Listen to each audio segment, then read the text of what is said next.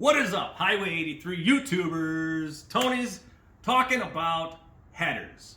I get people asking me, hey, how do I squeeze a little extra power out of these Suzuki Samurais, Geo Trackers, these little itty bitty engines? I need a little more grrr out of it. And I say, it's kind of hard to get that in there. Well, what about a header? Is it worth it? That's what this video is about. Is a header worth my money? And what kind of benefits am I going to get out of it? So let's talk about what a header is first and foremost. So here's a stock exhaust manifold. As you can see, she's cast metal, and they like to break a lot. They like to crack. So a lot of times you'll get cracked. This one's good. I even got it labeled good. Look at that. That's how we roll. But you'll have cracks in here, and the downpipe bolts right here. A lot of times you're going to have a gasket that blows out right here, and it's going to be loud as shit right here.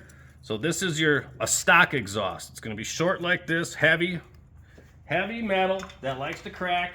You're prone to exhaust leaks right there. So this is a header. This is an aftermarket part that a lot of guys, know about from V8 engines and stuff like that, which would have two headers, but this is a header, a single header, not headers, header. So this was a stainless one. She's starting to break in, and she's getting a little color to her. So that is an aftermarket one. Now, this aftermarket header goes all the way down. So it's probably about this long. It goes all the way down and comes out to a flange down where your catalytic converter would be. So that's the first thing I like about an aftermarket header is the downpipe is already built in, and you can just build your exhaust off of that. Boom. It comes with the collector flange. You can clamp onto that, weld onto that, whatever you want to do. Build your custom exhaust after that. So that's my favorite part about a header is you don't have to deal with this downpipe and the blown out gasket and trying to custom bend a pipe coming down.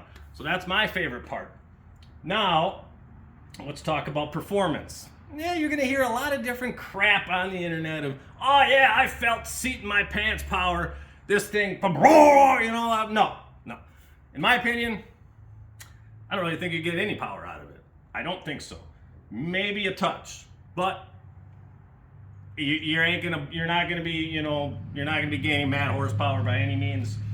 Yeah. How about a little highlight? Yeah.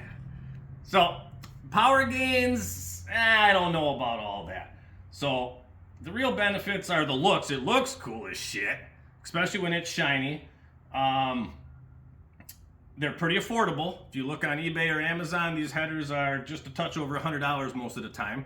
You eliminate the cracks. The cracks of the stock exhaust sucks, and you're gonna hear a tick, tick, tick, tick, tick, tick. When the car's running, that's the exhaust escaping. So you're gonna be losing power out of if yours is cracked or if anything's leaking there, you're definitely gonna notice a power gain because the new one's not gonna be leaking.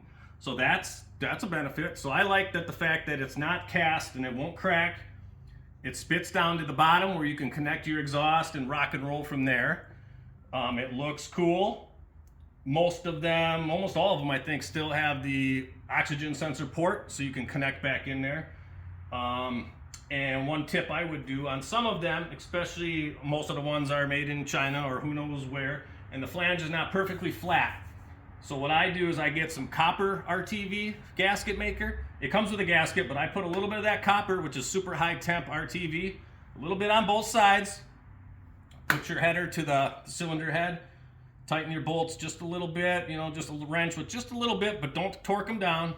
Let it sit there, let it set up for a couple hours, then come back and torque it down. So if there's any waviness to the manifold or the header that you bought, that is gonna take care of the warpage and you won't have any leaks. I've never had a leak that way. So that's the way I do it. It's always been good. So as far as performance, not much. You're not gonna notice a shit ton, but I still think it's worth it.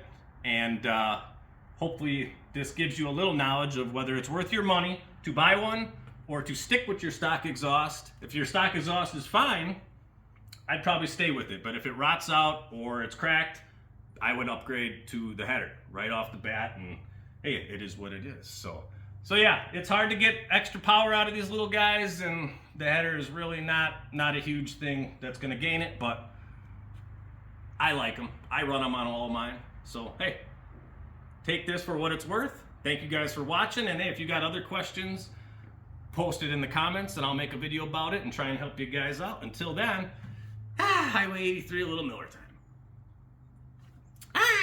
We'll see you on the next video.